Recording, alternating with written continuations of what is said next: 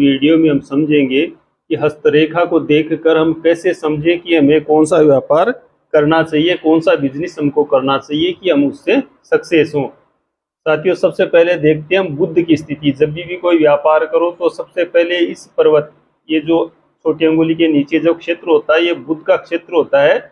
इसी को बुध पर्वत बोला जाता है। व्यापार में सक्सेस होने के लिए बुध की स्थिति का अच्छा होना बहुत जरूरी होता है।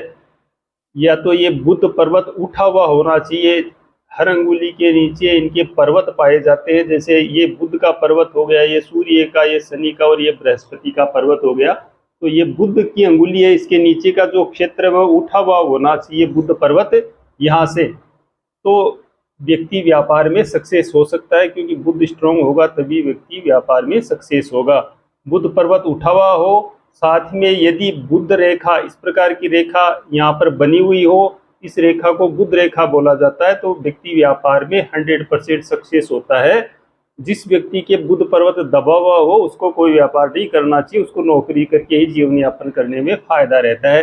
यदि बुध पर्वत स्ट्रांग हो और बुध रेखा भी बनी हुई हो तो और ये अच्छी बात है, उसको व्यापार करना चाहिए। साथियों, अब समझते हैं हम कि हस्तरेखा को देखकर हम कैसे पता लगाएं कि कौन सा व्यापार करें। यदि व्यक्ति की बीच की अंगुली के जो नीचे का हिस्सा होता है उसको शनि पर्वत बोला जाता है। यदि ये शनि पर्वत उठा हुआ हो और साथ में शनि रेखा भी बनी हुई हो यहाँ पर और बुध क्षेत्र उन्नत हो, तो ऐसे व्यक्ति को लोहे से संबंधित काम करना चाहिए, मशीनरी से संबंधित काम करना चाहिए। ऐसा व्यक्ति मशीनरी से संबंधित काम करके या लोहे से संबंधित काम करके, या लोहे का कारखाना हो, हार्डवेयर की दुकान हो, ऐसा करके ऐसा व्यक्ति सक्सेस होता है। यहाँ पर एक रेखा भी हो सकती है, दो रेखा भी हो सकती है, तो भी वही बात है। शनि क्षेत्र उठा हुआ हो और यहाँ पर रेखा बनी हुई हो, बुध पर्वत अच्छा हो, तो व्यक्ति को लोहे से संबंधित काम करना चाहिए, उसमें वो व्यक्ति सक्सेस होता है। अब हम बात करते हैं दूसरे व्यापार की।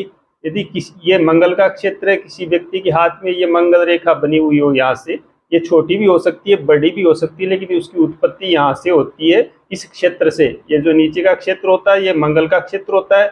इस मंगल के क्षेत्र से रेखा निकल के आगे बढ़ जाती है, इसको मंगल रेखा बोला जाता है। यदि मंगल रेखा हाथ में हो और साथ में बुध पर्वत उन्नत हो, तो ऐसे व्यक्ति को भूमि से संबंधित काम करना चाहिए, प्रॉपर्टी का काम करना चाहिए, भवन क्रय विक्रय का कार्य करना चाहिए, प्रॉपर्टीज का कार्य करना चाहिए। ऐसे व्यक्ति को पत्थर लाइन का काम करना चाहिए। भूमि से रिलेटेड सभी काम ऐसे व्यक्ति कर सकते हैं।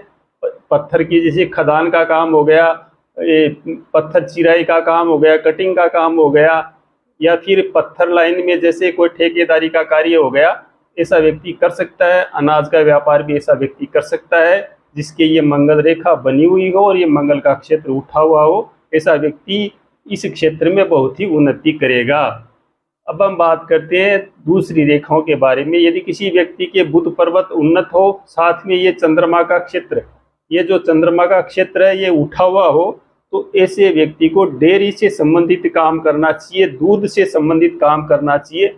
ऐसा कार्य करना चाहिए जिसमें सफ़ेद चीज़ों का ज़्यादा उपयोग होता हो, जैसे कपड़े का काम हो, ग्रे का काम हो, ऐसा व्यक्ति कर सकता है जिसका चंद्र क्षेत्र उन्नत हो और बुध पर्वत भी उन्नत हो। मिठाई की दुकान करनी हो उसके लिए भी ये चंद्र पर्वत स्ट्रांग होना चाहिए। यदि इस प्रकार की स्थिति आपके हाथ में है तो ये जो मैंने कार्य बताए हैं, कपड़े का काम हुआ, मिठाई का काम हुआ, दूध का काम हुआ, डेयरी प्रोडक्ट से संबंधित काम हुआ, ऐसे व्यक्ति को करना चाहिए, उससे ये व्यक्ति लाभ में रहता है।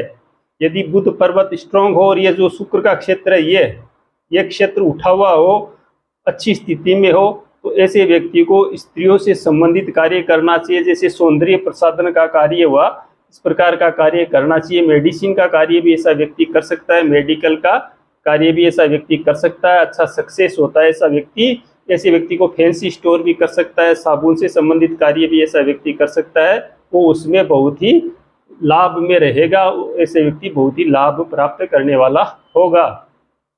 साथियों, यदि आगे बात करें तो ये जो बीच का क्षेत्र होता है, राहु का क्षेत्र होता है, हथेली के बीच का क्षेत्र, यदि ये बीच का क्षेत्र उठा हुआ हो हथेली का और ये बुध क्षेत्र भी उन्नत हो, तो ऐसे व्यक्ति को जुआ, लॉटरी, सट्टा इस प्रकार का कार्य करना चाहिए। क्योंकि ये जो पर्वत उन्नत होता है तो उस व्यक्ति को अचानक से लाभ लेने वाले धंधों में प्रॉफिट ज़्यादा होता है।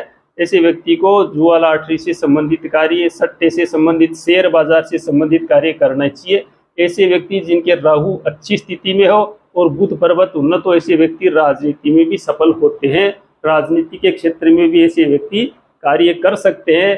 साथियों, भूमि से रिलेटेड कार्य, सौंदर्य प्रसाधन से संबंधित कार्य, कपड़ा और डेयरी प्रोडक्ट से संबंधित कार्य, ऐसे व्यक्ति ये इनके बारे में मैंने आपको बताया है। अगले वीडियो में हम अन्य बातों के बारे में भी आपको समझाएंगे। आशा आपको मेरे द्वारा बताए गए ये चीज़ें समझ में आ रही होगी। कमेंट करके ज़रूर बताएं ताकि मेरा भी उत्साहवर्धन हो। आशा आपको समझ में आया होगा। नमस्कार।